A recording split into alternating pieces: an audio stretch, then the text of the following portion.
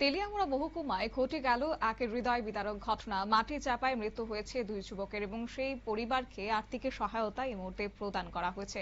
তেলিয়ামুড়া মহকুমার সেই এলাকায় ঘটনায় দুই যুবকের মর্মান্তিক মৃত্যুর পর শোকের ছায়া নেমে এসেছে গোটা এলাকা জুড়ে। শনিবার সকালে ঘটে যাওয়া এই ঘটনার পর প্রশাসনের পক্ষ থেকে মৃতদের পরিবারকে 4 লক্ষ টাকা করে আর্থিক সহায়তা প্রদান করা হয়েছে। এদিন জনজাতি কল্যাণ দপ্তরের মন্ত্রী বিকাশ দেববর্মা, তেলিয়ামুড়া মহকুমা শাসক অপূর্ব কৃষ্ণ চক্রবর্তী সহ প্রশাসনের অন্যান্য আধিকারিকরা তেলিয়ামুড়া মহকুমা হাসপাতালে পৌঁছান। সেখানে মৃতদের পরিবার ও আত্মীয় পরিজনদের সঙ্গে দেখা করে সমবেদনা জানান তারা। পরে প্রশাসনের তরফে দুই মৃত যুবকের পরিবারের হাতে 4 লক্ষ টাকা করে আর্থিক সহায়তার চেক তুলে দেওয়া হয়েছে। কি বললেন এই প্রসঙ্গে মন্ত্রী বিকাশ দেববর্মা, শুনুন।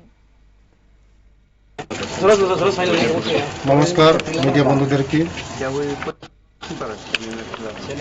আমার বিধানসভায় 29 মধ্যে আজকে মর্মান্তিক ঘটনা হয়েছে। সকালবেলা মাটি ধসে দুজন মৃত্যু হয়েছে। আমি ভগবানের কাছে প্রার্থনা করি ওরা যেন তাদের আত্মা যেন শান্তি থাকে। আশাহরি জমাতিয়া এবং জেমস জমাতিয়া দুজন মারা গিয়েছে এবং একজন এখন হসপিটাল আছে, জিবি হসপিটাল আছে।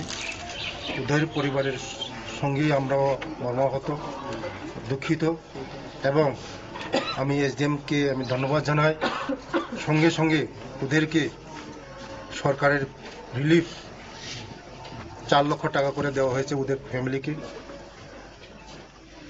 টাকা বড় কথা না, কিন্তু ওদের যে মারা গিয়েছে ওদের যে আত্মা যেমন শান্তি থাকে, আত্মা যেমন ভালো থাকে, তার জন্য আমি ভগবানের কাছে প্রার্থনা করি।